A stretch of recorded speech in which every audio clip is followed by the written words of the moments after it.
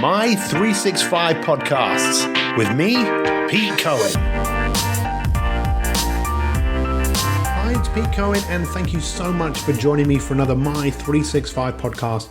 Now, today, my guest is the brilliant Richard McCann. Now, this story is unbelievable, and I would really encourage you to take the time to listen really carefully, because there is so much that you can learn from what Richard has been through in his life and now what he does in helping other people. This is a fairly long podcast, but I think you'll agree it will be well worth listening to. If you want to find out about how you can Mi365 your life and get 365 days of free coaching, then just visit mi365.me. But for now, sit back and enjoy this incredible podcast. Hi, it's Pete Cohen, and you join me for another Mi365 podcast. I'm absolutely delighted to have an incredible guest with me today, a guy called Richard McCann, who I met when I was speaking at an event, and I heard him speak, and I was absolutely blown away by what he had to say. Good afternoon, good morning, good evening, Richard. How are you? Hi, Pete. I'm ecstatic, actually, down here in London, and it's great to see you in person again after about a year since I last saw you. Yeah, absolutely. So I was really blown away by your story. And Mi365, when we do our interviews, it's all about people who have got a story to tell. And you really kind of do have a story to tell. You're an entrepreneur, you're a speaker, you're a coach. Just tell us a little bit more about yourself. I think the unique thing about me, which you heard me share, was 41 years ago, 1975, a week before my 6th birthday. I woke up to discover that my mum had not returned home from a night out drinking, and it was a day that would change my life and would shape my life, who I am, where my life took me, where the journey I went on, and it's been quite interesting, to say the least. It's been quite challenging, and what your listeners won't know, unless they've come across me before, was that night that morning she didn't return home.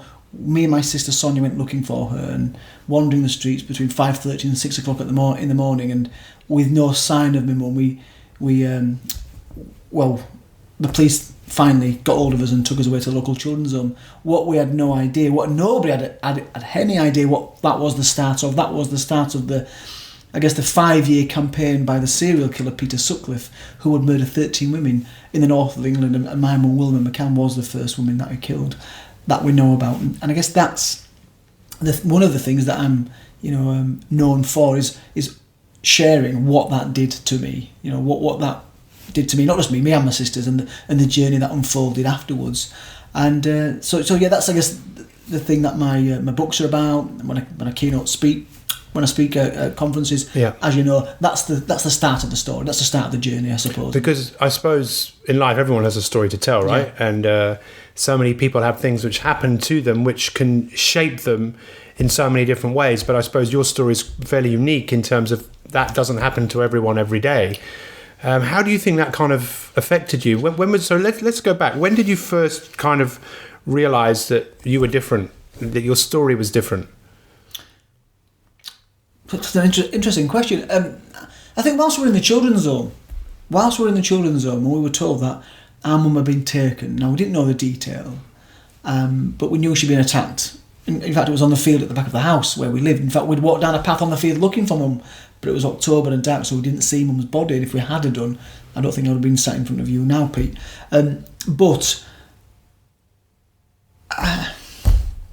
I'm thinking about that morning. I'm thinking about how close we came to stumbling across mum's body, and yeah, because it was one of the things which I find so fascinating, because you tell this story a lot.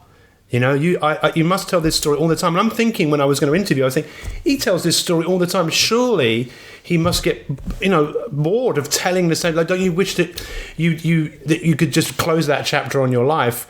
Or do you still feel that you need to tell that story to help yourself and help other people? Well, I don't feel like I need to tell it to help myself. Telling that story, sharing my journey through life has undoubtedly helped me with my own personal development, because until maybe 10 years ago I was ashamed of the past. Felt like many people listening probably, felt like other people were better than me. So I don't really share it for me, but I did initially benefit from sharing the story. But I'm just pausing a little bit because you asked me whether or not I get bored of sharing the story. I don't get bored. Yeah. It's always different. But I almost got a little bit tongue-tied 2 minutes ago because ordinarily when I'm sharing the story, I'm just sharing the story and I'm accepting that they're listening. But what we're doing now is we're talking about it, and I'm just finding myself thinking about, rather than rushing over it and going on to the next part of the story in a keynote presentation, I'm just thinking about, that scene and of those two children walking down that path on the field and how close I came to Mum's, murdered body, and so it just wrong-footed me there because we're in a conversation. Well, this is rather than keynoting. Yeah, I mean, what do you think would have happened because you said before that if you had seen that, your life wouldn't be where you are today? Meaning, what I meant by that was I don't think I would have been alive today because my mum had been stabbed 14 times. And, she'd had a skull was crushed. She'd been whacked over the head twice. For anybody, but let alone a child to stumble across that, the mum murdered that way, I think would have been I had a difficult upbringing after that anyway, but would have been a whole lot different had that have occurred. So you know what, one of the things that I share when I'm speaking, and it's one of my things that a lot of motivational speakers speak about, is that focus on the positive. I am grateful that it happened the way that it did, or not that I found Mum's body, because as I said, I probably admit it to my adult years. So go on, take me back. So what happened was we spent until the next year time in the children's home, and eventually we were reunited with my estranged father. He left when I was 4, and that was the next chapter in my life. And initially I thought everything was going to be okay. One of the things that I speak about, and it's one of my beliefs, is that there's more to this world than we can fully explain. Some very mysterious things have happened around me and on my journey. And I told myself as a young kid that it was meant to be. I'm 6 by now, and I told myself it was meant to be, and it was to give us a fresh start, to take Mum away from all those. So you remember thinking that as 6 years old? That was my coping mechanism. So and I'd not listened to any motivational speakers. It's my belief. We go see these. Oh, there you go. Well, this is we weren't expecting that, but isn't that I wonder who it is. Yeah, but isn't that a great example of life? Yeah. I didn't see that coming when Mum died, and I've had a number of things that have happened in my life that I didn't see coming, which we'll touch on. That bell went then, and we could have gone to pieces, but we didn't, because you just get on with it and knuckle down. But so you did. So at 6 years old, you thought, right, this was meant to be, right? Meant to be. That was your coping mechanism. It was. So then what happened? Well, it didn't quite turn out to be the positive life I was hoping for, because my dad. What I haven't shared with you is, even before my mum died, we were brought up on the at-risk register, so we had 126 visits by the social workers by the time I was 5, and the reason I know that is I've got the file at home. So we had a tough time. But anyway, I thought, this is it, fresh start, new life. My dad was a brutal man. It'd be fair to say he did some horrid things to us, which added to what we'd experienced with the loss of my mum. He drowned the dog in the bath. He actually drowned the dog in the bath for annoying him. He used to beat us with sticks, stabbed me with a fork. He put my stepmom in hospital with a broken rib and a punctured lung. He was a horrible, horrible man. And I'm pausing now because what's great about that relationship with my father is I forgave him. Yeah. I forgave him for all what he did. It's my dad. It's the only dad I've got. And so despite me, describing how it didn't quite turn out to be the way that I was hoping for, I am actually glad that the social services did place us with my father, because we could have been placed with my mum's family up in Scotland who were trying to adopt us. They didn't. They placed us with my father. He kept us together, and yeah, he was brutal.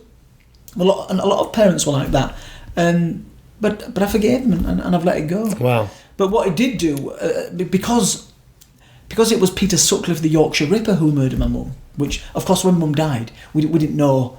He didn't have that name. It was after a few women had been killed that the press gave him this name, the Yorkshire Ripper. It became a massive media story. And so not only we'd lost my mum, not only we were on the at-risk register and had low self-esteem anyway, it was now being broadcast everywhere and everybody was talking about it. And it just had this massive detrimental effect on who I thought I was and where my place in the world was going to be. And it was a tough upbringing. So when you talk about forgiveness and having forgiven my dad, your dad, yeah. What about the Yorkshire Ripper, Peter Sutcliffe? Forgiving him. Because to me, I mean, forgiveness is when I see what people do to themselves and what people have done. In many cases, many people who have been abused, or they ultimately sometimes they find it in themselves to forgive that person, not to forget, but to kind of so that isn't playing in their head all the time. I paused there because I felt like I was almost jumping the gun by dipping into that, because obviously there's a whole life in between what happened and then ultimately forgiving Peter Sutcliffe, which I did do in 2010. How did you do that? Well, because what it was, I listened to Archbishop Desmond Tutu in London, in fact. I think it was the 24th of June 2010. I was in the audience and he was speaking about the atrocities in South Africa and the Truth and Reconciliation hearings which he was involved with. In fact, he chaired a lot of these meetings, and he was describing this particular. It's a beautiful scene, beautiful part of my journey. In fact, he was describing this meeting in South Africa where these white military men got marched into this auditorium of families who'd lost loved ones, who maybe some had been maimed themselves, and this white military man turned to this audience and said, "Yes, it was me. I gave the orders." And he was describing this. Honestly, I was on the edge of my seat. It was electric, and he said you could feel the tension in the room. And then this officer said, "Please forgive me." And then he described how somebody here started clapping, and then somebody over there started clapping. Before I knew it, the whole audience were applauding these men. And Archbishop Desmond Tutu said, "Stop what you're doing. Take off your shoes. We're in the presence of God. This is a holy moment." And he was describing this scene. Honestly, wow. I'm on the edge of my seat. I'm crying my eyes out. And then he said, and he finished, I'm not going to get it word for word right, but he said, "You can't force a person to forgive another. But when it occurs, it has the capacity to change a situation."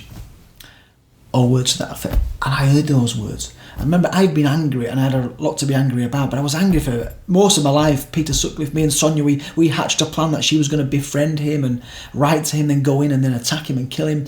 I wanted that guy dead. And I heard these words from Desmond Tutu, and I realised I've been angry for so long, he doesn't even know I'm angry. And we see it in life with other people, and I decided in that moment to let it go. Not to befriend him, not to be his mate, but just to let it go and no longer be angry and have that hold over me and impact on my day-to-day comings and goings. And what was beautiful was Marina, the organiser of this conference for the Forgiveness Project, said to us all, can we stay where we are in our seats, because I'm sure you all want to speak to Desmond Tutu, but he's leaving, his limousine's outside, and he left. And I just couldn't stop myself, and I got out of my chair and I went round the front and I cut him off. I didn't cut him off, I went out and followed him out the door and I shouted, "Excuse me." And Mr. Tutu. But it was only him there, and he turned around and he went, "Yes." He said, I didn't go into detail, but I said, you don't know what you've just done. You just helped me forgive the man that murdered my mum when I was a little boy. And he just threw his arms around me. It's a beautiful moment, and hugged me. And then he said, "Thank you." Went down the steps into his limousine, and off he went. And I didn't even go back into the theatre. I just walked through London, got my tube, got my train back to Leeds. It's a day I'll never forget. It's not something I thought I would ever do. Hug Desmond Tutu? No. Forgive Peter Sutcliffe? Forgive Peter Sutcliffe. Yeah. You know, forgiveness is a very complicated word, and I thought as I grew up, forgiveness is about, okay, let's be friends again. Let's kiss and make up. It's not about that. My interpretation of that is not that. It's about no longer having that anger and bitterness and wanting revenge going through your system, because that's going to hold you back. Well, and I let it go. So really, forgiveness for me, it's about me and my journey. Well, someone very close to me, he was abused by someone from our school. And he kept it to himself for a long, long, long time. And one of the books I wrote was called Life DIY, which is about DIYing yourself from the inside out. And I was writing this bit about forgiveness because I'd kind of, from my own research and my own studies, you realise that a lot of people talk about the power of forgiveness. People talk about it in the biblical sense. They talk about it in therapy, letting go. So I asked this person, "Have you forgiven this person?" And he thought about it, and then he went, "Yes." He said, "It's not that I've forgotten, it's just I don't want that person to have power over me by me thinking about this person." And it's it's incredible to hear someone like you say that. But I wanted to ask you, because there'll be many people listening here who maybe hold grudges and, maybe are just having let something go. And I think it can be done, right? You're a classic example. You have... It can be done, but you know what? All it is, in fact, you don't even have to move your body. It's just a change in thoughts. I hate the person, I want revenge, I'm angry. Decided, do you know what? No, I'm not going to be that anymore. You don't have to move your body. It's just a change in your thoughts. Yeah. That's what forgiveness is. I'm no longer going to have this. It's ruled my life for far too long. I'm letting it go. But the fact is, nothing's changed. Yeah. It's just a thought. So it's basically you started talking to yourself in a different way. Absolutely.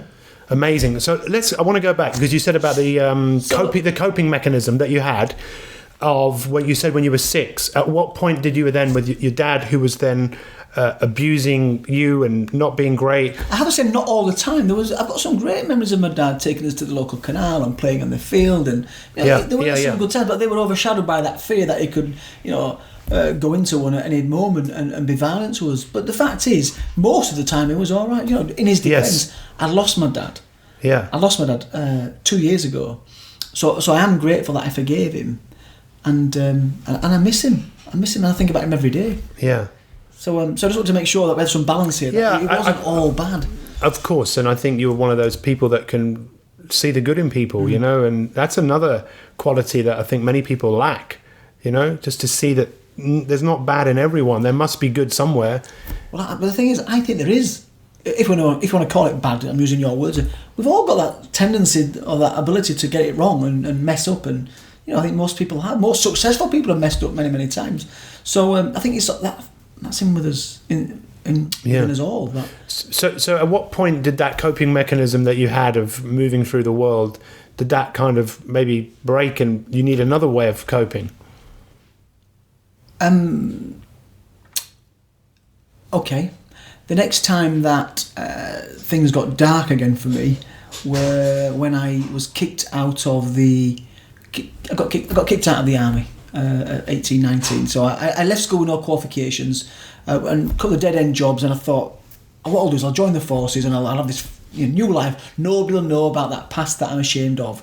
So I joined the army, and like the bell earlier, something happened that I wasn't expecting. That was Marshall Cavendish brought out a series of magazines about murderers, and on the cover of the first edition was Peter Sutcliffe, my mum's killer, and so that little lie that I told everybody in the forces, it all came crashing down. So you didn't tell them that? I didn't tell them the truth because I was embarrassed. I was ashamed.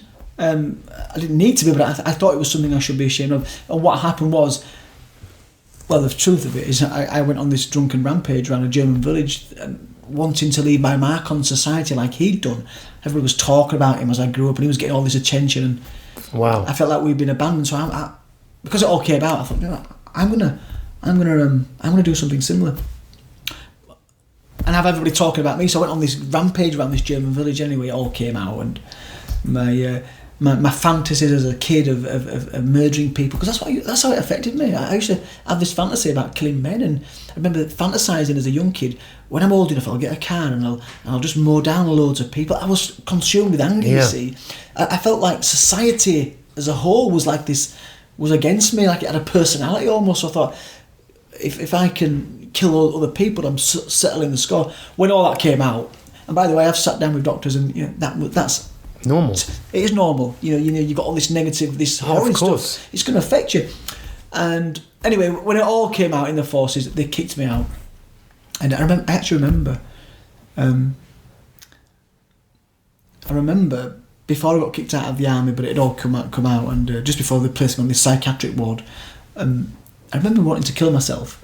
I remember I'd been drinking, and I found the courage to do it, and I'd started. But the plan was to go up. It's in Dortmund in Germany. I was multi-story car park. I was going to climb up and just jump off the top. I thought, I've had enough. I remember trying to climb up, and I couldn't get up. There was like, to get from the ground floor to the first floor, you couldn't get in, so I had to climb up. But there was these spikes sticking out, so you couldn't get beyond the spikes. And so I think I was in a low point there as well. And I guess I had to dig deep. And pull myself back out of that. Because, I mean, there's obviously one thing going around my head, which is, okay, at what point did this all really start turning around for you? Because what you've endured is. I want to go back again. When you've been kicked out of the army, I mean, what was that like? Did you just go home and think, right, now what do I do? Well, when I came out of the army, the family had disintegrated by now. So my stepmom had left my dad, and one of my sisters was in care, and I initially moved in with Sonia, my sister, and I just got myself a job stacking boxes in a warehouse. And one of the things that you remember from a talk, one of my key messages, always try and be the best at you, the version of you that you can be. And every job I've ever done, I've tried to shine, be enthusiastic. And although it was stacking boxes, I got promoted to run the computer system in the warehouse, and it kind of gave me a bit of, helped with my self-belief. It helped with my perception of who I was. I had this responsible job, I got a pay rise, and it meant I could eventually afford to buy my own house. So that was a turning point for me. And it's buying your own home is no big deal. Actually, it is a big deal nowadays with the interest rates. Not with the interest rates, but how difficult it is to get a property, the house prices. But it was a big thing for me back then, because all my family had been I'd been brought up in council houses and children's homes. So I used to think that those that own their own homes would like better than me. But I bought my own house, and it was starting to look good for me. So, but things took a detour. Because even though I bought my house and I was feeling a bit better, I still was a bit insecure, and I got involved basically in recreational drugs and speed, ecstasy, cocaine, and it was interesting to say the least. But what happened was I got involved in it a bit in a serious way. I was dealing drugs and I got arrested and I got sent to prison. It was another challenge for me. I'm going to say another thing that I didn't see coming, but actually, if I thought this through, yeah, of course, I was going to either end up dead, like some of my friends did, or I was going to get arrested. And in fact, just thinking about it, I got arrested and sent to prison, but the way that I coped with it, I told myself that was how it was meant to be, so that I wouldn't end up dead, and that would stop. Wow. And that was, it's like once again, whatever I'm faced with, if you just look around your situation, well, what can you do to improve it? Yeah, that's powerful. Personal development's one thing you can do for things, but sometimes you can't change your situation. But what you can do is, and I did it when Mum died, is I changed how I thought about what I was going through. So I told myself, I could have died. This is just how it's meant to be. And that was 19 years ago. So did someone tell you that, or is that just how you? It's almost like it's staring you in the face. I'm in a really difficult situation. This is horrible. Well, quick, look for something. Look for something to improve it. The array of sunshine. It could always be great. Something you can be grateful for. It could be worse, and that's what I told myself. And I actually remember being in the back of the police car. I can almost feel it now with my hands in the cold cuffs behind me, and I thought, this is going to be interesting.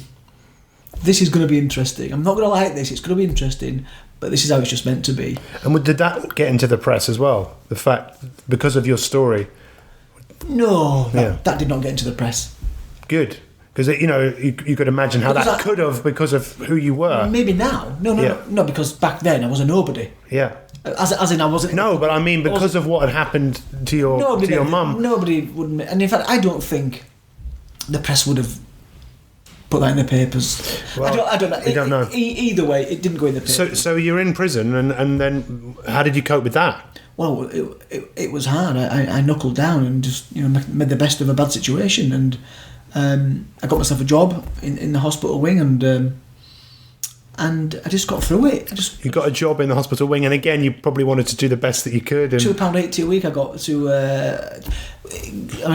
Forgive me for going a bit deep here, but I've always thought that there's more to this world than we can fully explain. I can trace that right back to when Mum died. Now I went to prison, and I just happened to meet the right person at the right time. When I was in the reception area, someone said there's a job going in the hospital wing. So after being in the cell for a couple of days, you have an interview, see if you've been in before, and tell you which prison you're going to get shipped out to. And because I'd been told that there was a job in the hospital wing, this woman interviewed me. I said, I hear there's a job in the hospital wing. Do you think I could have it? She made a phone call and said, yeah. Keep it quiet, because it's hard to get one of these jobs. And keep it quiet, keep your head down. And then someone came and got me 2 days later. What the point I'm making here is, it's almost like there's been a guiding hand throughout my whole journey, just nudging the right people in my way, and looking after me. And well, one of the things we teach on Mi365 is there's 5 levels of self-talk. Right. So one is negative. I can't do that. It's not going to work. The other one is, need. I need to change. I have to change. The other one is a desire. When you say, I'm not doing that anymore. The fourth is positive, where you say, I'm doing this. I'm in control. And the fifth level of self-talk is the bigger picture, where you say, there's more to life than this. I'm connected to that. Yeah, I mean, that's what I've observed. And it sounds like you... it's true. Isn't it? Yeah. Well, you find people that often believe that. People who are in concentration camps, people who are in huge... They realise somewhere in their head... as Viktor Frankl in his book Man's Search for Meaning, who was in a concentration camp, everyone else around him died. And he was a psychiatrist in his... field. He developed this thing called it was called some therapy, logotherapy, which was you can do whatever you want to me, but you can't choose how it affects me. Okay. And it seems like people do have the ability to do that, which you obviously have done, not once but multiple times. And my curiosity is, okay, where did that come from? Were you born with it? Did you learn it? Was it just something which human beings have the capability to think, okay, I'm going to find a way to cope? I think I've always had, not always, I think since Mum died anyway, I've always had this kind of, I struggle to articulate this, but I've always had this kind of awareness that, in fact, there's all this stuff going on outside of me, this stuff in the real world, or is it the real world? The world that we think's real, but inside, there's my own little world. So it's like that, almost like everything that's going on out there is just part of a film. What's reality is what's in here. What's my thoughts. And do you know what? I remember when I went to prison. You can lock me up, you can put me in the cell, but you can't get in there. That stays the same. Well, that's what Viktor Frankl was saying. Even Einstein said that reality doesn't exist out there; it exists in here, and we create that. And it's funny, isn't it? Because often people say, "What doesn't." Things can either make you or they can break you or make you, and it seems like it's been the making of you, what you've been through. So, okay, you're in prison. What did you do when you came out? I can't. That is something I will never forget. Walking out of those gates, and my sister Sonia was there waiting for me. Well, I have to say, I went to court. I was getting my house repossessed. I was given 6 weeks to get a job, and I went out there enthusiastically, interview after interview, and basically nobody would give me a second chance, and this is probably one of the lowest points in my life. I decided that would end my life, and I'm not saying I was depressed, Pete. I couldn't see a way forward. I'm getting my house repossessed. I've now got a criminal record. It's obvious no one's going to set me on, and plus all that stuff, I've got no qualifications. My girlfriend's dumped me. All that stuff in my childhood. What are the chances of making a success of this? Is what I thought. I'll end it. And I felt like I owed my sister Sonia a farewell goodbye. And I rang her up, and she said she would join me. So we basically formed a suicide pact. Wow. What happened that I can remember it. It was a Saturday, and I rang her up, and she said, I'll come with you. And I said to her, well, let's just think about how we do it then. Let's plan this so it doesn't hurt us. I don't want to be in pain. And Sonia being an alcoholic, what I haven't shared with you is Sonia was abused by my mum's boyfriend, Jimmy, who basically it affected her, and she was in a bit of a mess, and understandably, and every man she's been with has been violent. She was with this violent guy, and she'd had enough of him. So let's go back to Mum. She was an alcoholic, basically. She got drunk the very day we discussed it, and took 30 paracetamol tablets, and rang me and asked me to join her.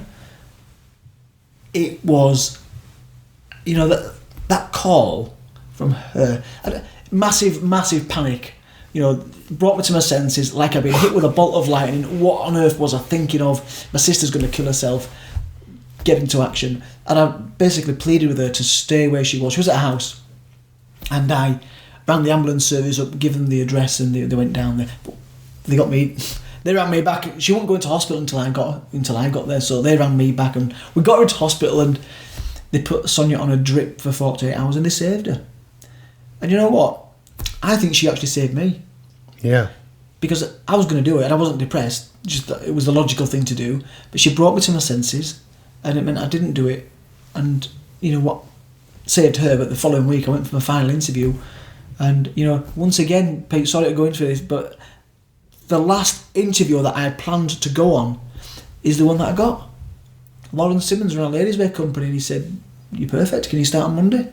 it was like divine intervention. It was the perfect timing for the perfect job. I say perfect job because that job, I started on like 10 grand, and within 3.5 years I was on nearly 30 grand, because it was this little family firm, and I got really confident. I got promoted out of the warehouse, running my own little department. Wow. I got really confident, and that was the perfect job. Yeah, it's incredible. And I was back on, but I can smile about it now, make it sound really straightforward. For a couple of years I lived in fear, because obviously I didn't tell him I'd been to prison. Yeah. I told him that my time spent not working was looking after my dad. I said, my dad became well, and he accepted that, didn't dig too deep. But what I did was I lived in fear of him finding out that I'd been to prison. So when people were asking me, where are you working now? I won't tell anybody. And I can even remember, this is how your brain can play tricks with you. I remember, for example, one of the guys that I worked with, production manager Adrian, his friend was a police officer. I don't even know what it was, but he once had the need to fax him something. And I thought, he's faxing in my police record. And I was sat there palpitating, my mouth was dry. Honestly, and it wasn't anything to do with it, but that's what I saw. And then I think half an hour later, Lawrence, the MD, says, can you just come through and see me? And I went to the toilets, I'm going, no, this is it. This is where it all comes crashing down. I'm still paying off the arrears, and walked in. And it was something, it was something work-related. It was strange. It's fascinating because you obviously have always had this belief that there's more to life than what you see, but I also imagine you've had that thing of this is all going to go wrong, because history, we can believe, has a pattern of repeating itself. It's like two massively opposing powers that can take you in so many different directions. And I think you fluctuate between being strong and thinking there's more to this world, but then sometimes something catches you out, and you start for example, you lose a big piece of work, and oh gosh, could it all come crashing down? Oh, hang on a minute, you have to remind yourself. It's like the forgiveness, actually. It's not simply I've forgiven. Sometimes I have to remind myself that's where I am. Recently Peter Sutcliffe, it was decided he was going back to prison rather than being in Broadmoor Hospital, and I got called by the media, and I remember that knee-jerk reaction, thinking, great, good, he's going to prison. I thought, hang on, that's not how I feel, actually. I don't want. That's like that thoughts of revenge, and I just remind myself. So what I'm saying is, even forgiveness or that those opposing views of bigger picture could come crashing down. It fluctuates. It's not a perfect world. It's not like A to Z and straight up like that. Yeah, it can ebb and flow, so to speak. Wow. So you were doing really well on this job. Got promoted, paid off all the arrears, and one of the important things I did, I think it's important for us all, and that is to be around the right people. Yeah. I wasn't around the right people when I got involved in all the drugs, and that wasn't going to serve me well. And I chose to, and I'm laughing, but I chose to take up salsa dancing. My dad would have laughed, but it was one of the best decisions I ever made. I started mixing with professionals. I mean, it's fantastic. I mean, that adrenaline that I used to get when I was taking drugs, you get it through salsa. And did it for, I've been doing it ever since. That's 1998, 1999. And so you any good? So it's fantastic. The best holidays I've ever had have been my salsa holidays, going over to Spain, 200 people, brilliant, honestly, fantastic. And then I think the important thing, as part of the turnaround, and it's something I'm sure you agree with, but I asked for some help. We haven't touched on it actually, but relationships, I was affected really badly with that low self-esteem, that belief as a kid and as a young adult of not being good enough, and I thought that was just me, and I know I've met enough people, and I've asked the question to enough people that actually that thought process of not being good enough is a thing that... Well, actually, it's funny because when you were telling your story, obviously, and I'm sure many people when they listen, they'll be relating this to their own. Yeah. When you were telling yours, I was thinking, I was so insecure as a child. I honestly, one of my first ever thoughts I really remember was, what's wrong with me? I remember being so naughty, being taken into a class below, sitting with kids that were younger than me. They were 4, I was 5, and I was going, well, what's wrong with me?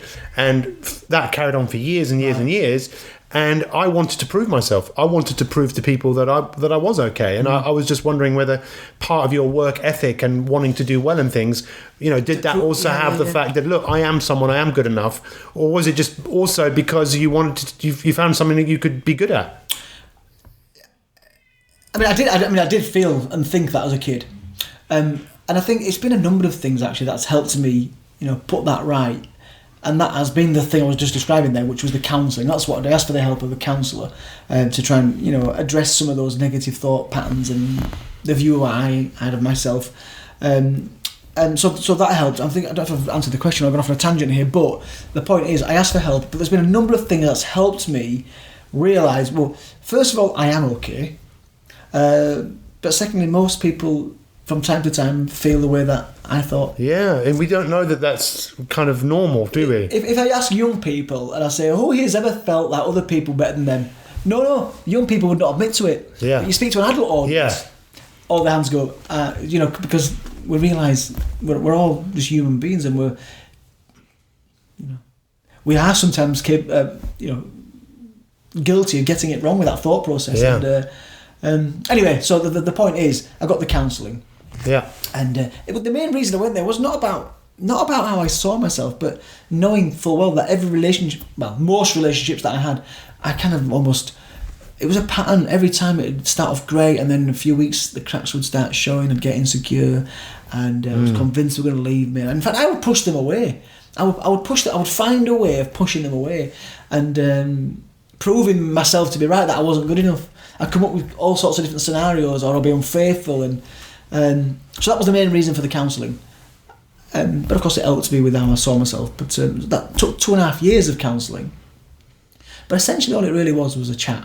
Yeah. Well, I got somebody's opinion who I trusted to just kick around what I thought. Yeah, so you could start making sense of some of what you were thinking and feeling, and it's so important, right? I mean, I think everyone in the world needs coaching. Everyone even needs help, someone they can talk to. I just think it's, I don't know, but it's great because I'm sure people will listen to you and feel liberated by what you say, because you've got the balls to talk about what happened as opposed to keeping it all to yourself, And I think the reason I've got the balls to talk about it is because what happened to Mum. So when I'm faced with a challenge, when I'm faced with something that's difficult, I mean, we've even missed out one of the key parts to my story, what happened at 13. But the reason I've done some of the things like become a speaker, I've just thought, and it's not a phrase that I own, but what is the worst that could happen? Yeah. When you get your mum murdered by a serial killer, that's the worst that could happen. Actually, there's worse things than that can happen. Yeah. But it just helps you put those things, those scary things often, into perspective. Yeah. You can survive that. You can survive anything. Yeah. So go on then, tell me what happened at 13. So at 13, and by the way, I don't know if we did touch on it, but I was off the rails as a teenager. Glue sniffing. I was drinking, stopping out late, and in fact, I did run away from home as well a couple of times and slept the streets. Not long-term homeless, but at the age of 13, it was my English teacher that, I don't know what he saw. I'll tell you what he saw. He probably saw that cheeky little chap that felt. It maybe didn't know that I felt bad about myself, but I did. And one of the ways of trying to counteract that was I tried to be a bit of a comedian. I was a bit of a chatty guy at school, as a teenager anyway. And he encouraged me to take part in the public speaking competition. Well, he initially asked me, not encouraged me, he asked me, would I be willing to take part? And initially I thought, no chance. But then hang on a minute. The other voice came in. The other one, this could be good for you. I think the reason, and when I do my presentations, I speak about having this I can attitude, and I do often say that was my first big I can experience, but it wasn't actually. My first I can experience was like age 9 or 10 on a caravan holiday, Mablethorpe of all places. Please forgive me for that one. And there was a talent competition, and one of my uncles said, "Go on, you get up and be a comedian." And I got on that stage and I died a death. Honestly, it was. I wish I had that footage, by the way. But I got on, but getting up there, it kind of empowered me a little bit. I knew I hated doing it, and I knew it was horrible, but it gave me a little bit of something. I did that, and I think I remembered that when Mr. Hill asked me to take part in this competition, and I did it, and I got on stage, and it was I think it was a life-changing experience because I won. I won the competition, and the reason I believe I won it is because, like now, we're not reading from notes, we're just speaking, and that's all I did. I got on stage and I spoke conversationally about something I knew a little bit about, which was racing pigeons. My father raced pigeons, a bit like Kes, that old film with his. Yeah, I remember Kes. Yeah, Kes, it was a Yorkie. His brother. It was Judd. Oh well, didn't kill the kestrel, didn't it? George kills his. Yeah. Well, actually, so my dad raised pigeons, but what I've just been reminded of then is my dad burnt down the pigeon loft when Paul and my stepmom left him. He just set fire to the pigeon loft, so some got out, but a lot of them perished. Right. But anyway, that's after that. I got on there. I spoke without notes, as opposed to my competitors who stood there rigid to the lectern, nervous. What's the worst thing that can happen, right? I just stood there. Well, it wasn't that. I wanted to win it. Yeah.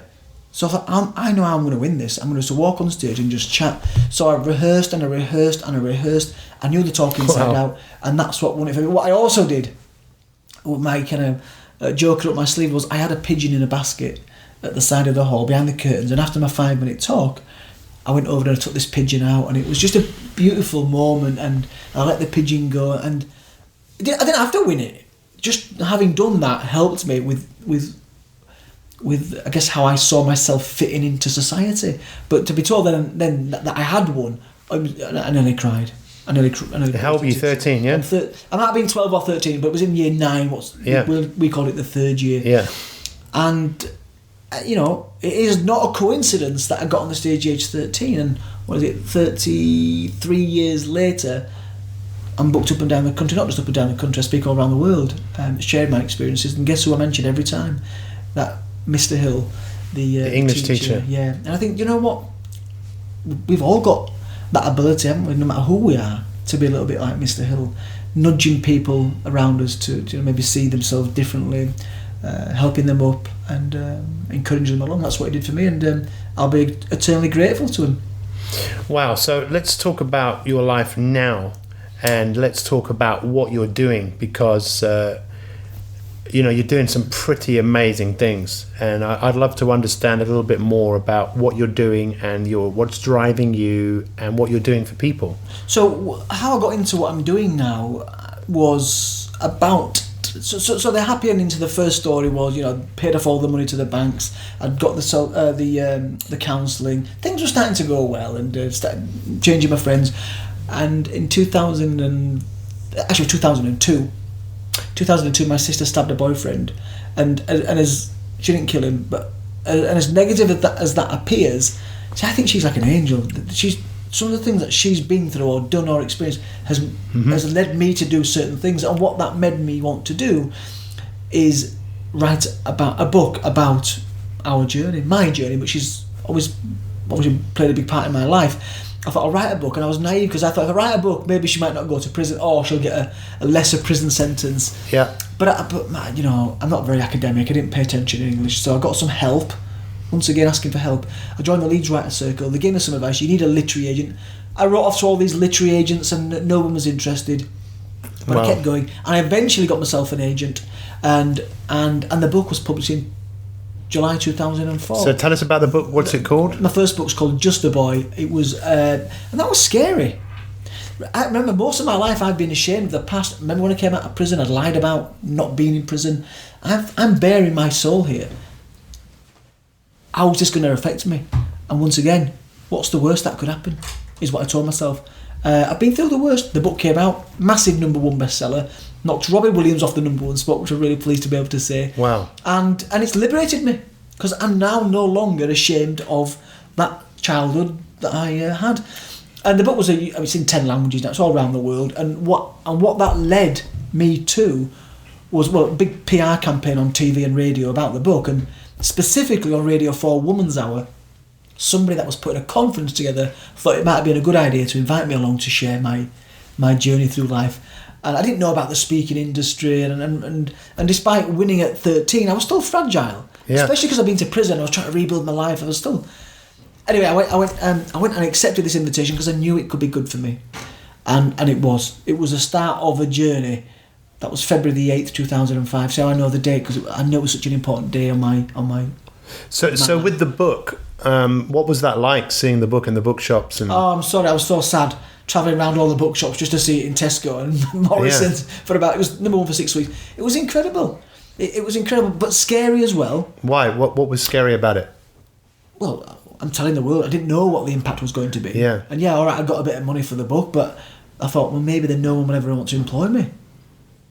In fact, I resigned from a job when the book came out, knowing full well that I wasn't going to stay in that job. And I said to myself, I'm actually going to use the funds from the book to get an education and become a counsellor, make a difference in the world. And that's why I started at Leeds University. And actually that was interesting because I thought that people that went to university were better than me. Yeah. I realised when I got there, my perception was not based on facts. So that's what I started doing. But then I started to get more and more invitations to speak, and I was horrible. Pete, if you saw my first couple of years of presentations, it was appalling. But it is what I took. I knew it, and you don't need coaching for this. I knew that every time I did a talk, surely I'm going to get better each time. And maybe one day there might come a point where I'm able to get on there and deliver something engaging and do it confidently, not being petrified. Because I was petrified, and I was right. I've given nearly 2,000. About 3 months' time, I'll probably do my 2,000th presentation. Wow. Monday, it was 1975. No, it was 1974. Tomorrow, Saturday, is 1975. And that's going to be interesting because that's the year that Mum died. So we're approaching 2,000th presentation. I've spoken to 250,000 people. It's mad. Wow. Wow. So go on. I was going to say, but what it reminds me of, or what it taps into, is that, we didn't even touch on it, but remember when Mum died and I said it happened for a reason? I can remember as I grew up and before Mum's killer was arrested, I used to lay in bed after beatings from my dad, asking myself this question: why am I going through this? Why me? Why my mum? And I remember saying to myself, or a part of me saying to my other part of me, saying, you're going through this so that in years to come you'll help people all around the world. I didn't know about motive. How old were you when you were... So I don't know, let's say 8 or 9. Because I think I was 10 when Peter Stuckley was arrested. So you heard that voice in your head basically just saying to you... happening for a reason, you're going to help people all around the world. And you remember saying that? Yeah, you wouldn't forget it. It was almost so bizarre that I was embarrassed to be thinking it. But that's what a little part of me thought. But isn't it interesting? Because actually, it has happened. So maybe that young part of me, that maybe it's the spiritual... Already knew. Maybe it was... no, not maybe. It was all meant to be. That is my belief now. Yeah, of course. Well, everyone's entitled to their own... what was it Henry Ford said? Whether you believe you're right, whether you believe you're wrong, you're right. Whether you believe you can or you can't, you're right. Yeah. And that's one side of things. If I believe it's all for a reason, then that's my belief. The thing is, these almost miraculous things have happened on my journey that if I listed them all out right now, you would think, oh my goodness. Can't be just a coincidence. It's not a coincidence. An anecdote. It's not. Listen to this. This is amazing, and I know we're coming to the end there, but on the 21st of January, my mum was laid to rest. On the 21st of January 2014, I'm sat down with a number of people to talk about the feature film about my life. And throughout this meeting, and that all came about because of chance meetings, but throughout this meeting, I actually stood up. I was that excited. I went, it's the 21st of January. This is the day that my mum was laid to rest. It's an omen. It's a sign. It's a coincidence. Yeah. But throughout this meeting, I was thinking to myself, my dad's going to go mad. He's going to... It was bad enough with the book, writing about what he did and, embarrassing him like that. He's going to go crazy when it's on the big screen around the world. That's what I was thinking. We got to the end of the meeting. Right at the very end of the meeting, it's like 6 p.m, we literally get off our seats at the table, and the two people that was with, the potential producer and somebody that introduced us, Richard, walks away. My phone goes. I went, hang on. It was my sister Donna. I went, just 2 seconds. Yeah. She went, Richard, my dad's died. My dad died that day. Yeah. And I tell you what, my instant thought was that was how it's meant to be. Because he's moving out of the way, because the embarrassment that he would have when that film happens is going to be too much for him. It was like it was all mapped out. Did he read the book? Did he read the book? Yeah. I don't even know if he ever read the book. Yeah. I don't know that. I don't think he did. Yeah. I don't think he did. I don't think he could bring himself to read it. So out of everything that happened to you, because I've heard many stories, your story is definitely one of the most touching, and I personally get so much out of it that I will continue to use in my life and take your story with me when I go and talk to people, But what I'm really keen about, because there's definitely the element of self-talk, what you said to yourself, really hugely powerful of, worried that the past might repeat itself, but also this kind of divine self-talk of everything's going to be all right. This is happening for a reason. Yeah. But now you speak all over the world. You've spoken to thousands upon thousands of people, and you will speak to thousands more. What is it that you're really trying to do when you're speaking to people? What is it? What's your mission? I I think it's quite simple, isn't it? It's to help them understand that they are walking miracles, capable of doing whatever they want in life. And often a lot of them have got this, this negative self-talk or this impression of themselves that's not based on facts, and it's to do with what happened in their childhood. I want them to understand, and my story is a really great example of this, is stuff happens. It doesn't have to define you. And you can bounce back. And not only can you bounce back from this stuff that happens to us all, you can become stronger because of that stuff. And it's no stretch of the imagination. I would not be the person I am today, doing the work that I do, helping other people understand that they are capable of doing great things, had I not been through the things that I did as a child. That's what I'm doing. Wow. And tell me about some of the people that you've helped along the way, because I know you get contacted by so many people all the time. What are some of the most what's the word I'm looking for? Heart-touching moments of people that have contacted you to tell you about what you've been through and writing the book and your speech, how it's helped them. Pete, there's too many to mention, but a couple quickly. I had them this morning on the train through Facebook. But there's one beautiful one that I want to share. It's a woman. I think she should be a great guest for your show. Hannah Kennedy Jackson. Yeah. Now she Tell me the story. In a nutshell, I don't want to give too much away, but she had a very turbulent childhood, not too dissimilar to my own. And she heard me speak in her college, probably about 5 years ago. She was just coming out of her kind of bad behaviour.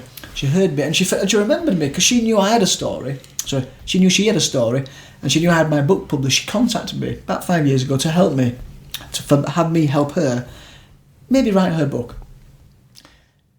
Within about a year and a half, she came on my presentation skills training day, took me advanced boot camp. She then resigned from her job. She then created a program to share some, personal development in schools. She's completely changed her life by delivering some massive programs in schools. I think she's only 22.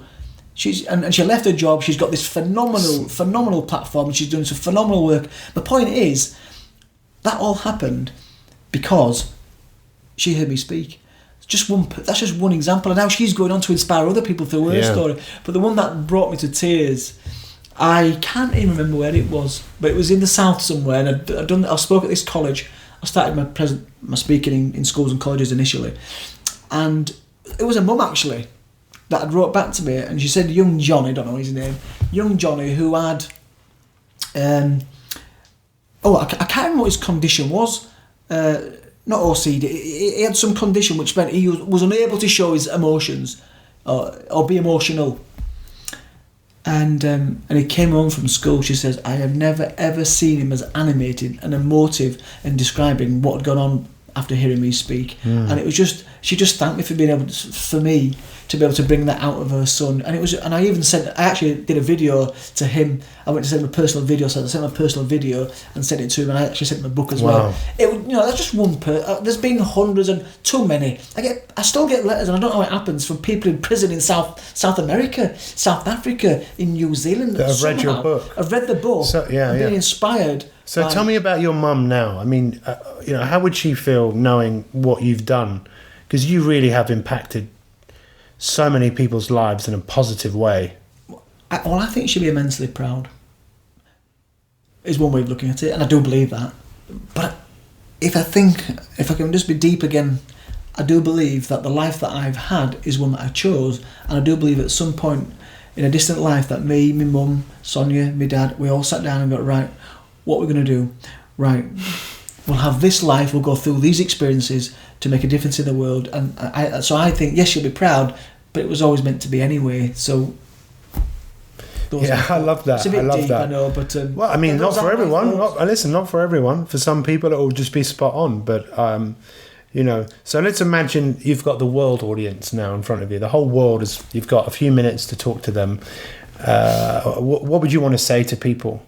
Because I see people all over the world who struggling, don't realise that they can feel good, they can achieve things. I know what I would say.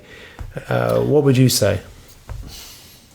I'm sorry to put you on the spot. There's a couple of things that go through my mind. Listen, however dark it gets in your life, we can always bounce back, and you are going to be okay. I remember when I came out of prison, I could not see a way forward, and I was wrong.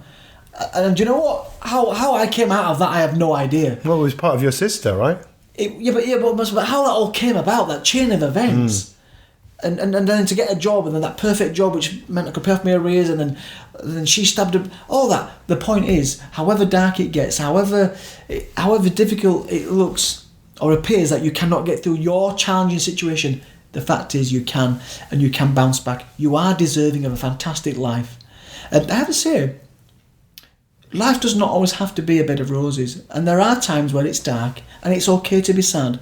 It's okay to be upset. It's okay to be emotional. You know what? There's so many things I could say to the world, but I think my overarching message is, and it's the words that I finish all my presentations with, is if I can overcome the things that I overcame, and I've not shared everything with the audience on this broadcast, but there's been some very difficult things. If I can overcome that 5-6-year-old boy that lost his mum to a serial killer, and all those other things in between, the prison, kicked out of the army, the drug, all that stuff, if I can bounce back from that and create the kind of life that I want for me, then they can too. So tell me now, you're happily married? I'm happily married. How many kids? To Helen. Yeah. I've got 3 wonderful ginger children. I have to stress Good, that. ginger. 3 ginger.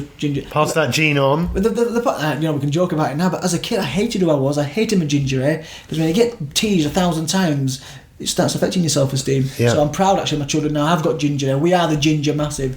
I do my speaking up and down the country, around the globe. I do presentations. I help other people now overcome that fear of speaking, because that's where I was. And help them be authentic speakers. I've got an events company, so I've got the ICANN Live events, and now we've got the film happening. So what I've done so far, I've just the beginning, right? Just the beginning, because there's 2 things that's going to happen. One is it's going to be a global film around the world, so they'll all hear the Richard McCann story, but I think that's going to enable me to share the things that I really want to share. It's not just about empowering people; it's about understanding about what it's all really about, and that there is more to this world. Sounds like another podcast. Yeah. I have to interview again. Honestly. So tell me, Richard, how do people find out about you, apart from obviously reading your book? Reading my books, I've got Just a Boy, The Boy Grows Up, and my latest book, I Can. There's my website, which is richardmccann.co.uk. And your speaking courses because you're teaching people. Everything's on my website. Just click on richardmccann.co.uk. Presentation skills is icanspeak.co.uk, and my ICANN Live events, the day's full day of empowerment, is icanlive.co.uk. But you can access all those via my website. I've seen a few people that have done your speaking course, and I've actually seen a couple of videos of people talking about who've done it, and they said it was just unbelievable.